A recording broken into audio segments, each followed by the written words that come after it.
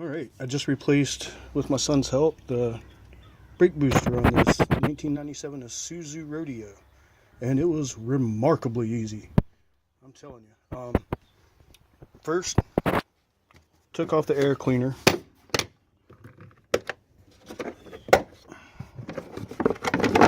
And there's like 1, 2, 3 bolts to pop it out of place.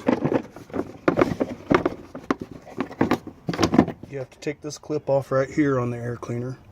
You have to take this piece off right here. You just squeeze it and slide it back and pop it off. And then that clamp, and then all this comes right out of here.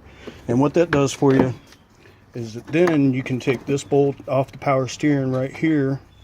And there's another one right down in here. I don't know if you can see that or not.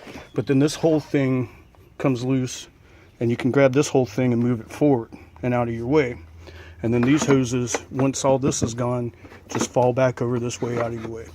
And once that's the case, you can take this bolt right here off of this, I think it's an equalizer or something, I don't know, but it's connected into the master cylinder. And you want to keep all these lines intact, because if you do, then you don't have to bleed your brakes again, and that is fantastic, not having to bleed brakes. At any rate, you undo this clip here, fold it back, you take this hose off here, fold it back. There's 2 bolts on the master cylinder here and here, and once this is moved out of the way and this is loose, then this whole assembly, all this stuff can move forward so that you've got the room to pull that brake booster forward.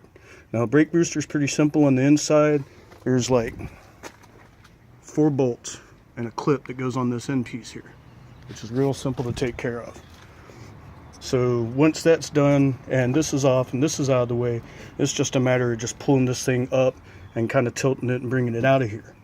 Again, with all this moved forward, there's no need to break any of these seals on these pressure lines, so that way you don't end up having to, like I said, rebleed the brake system. And then reassembly is pretty much the opposite. Put this into place, get him bolted in, get the clip on there, put him back on here, put his 2 bolts back on, put these bolts back, this bolt back in here, and this one's got a little odd clip that holds this clip, but it just sits in that hole on that side. There's actually room for another bolt there, but for whatever reason they figured one was good enough and stuck a clip there to hold that, whatever. Put this back together, put that back together, move your hoses right here back in the, well, before you do that, you need to bolt this back down. And like I said, it's just 2 bolts. One of them is right there. I don't know if you can see it. And the other one is, well, it's easier to look at once you've got this moved out. But there's only 2 bolts, and then this whole thing pulls forward. So all that gets out of the way, but that's great.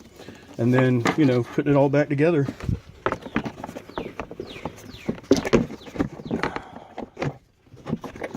You gotta get these stupid clips out of the way. Then pops back in.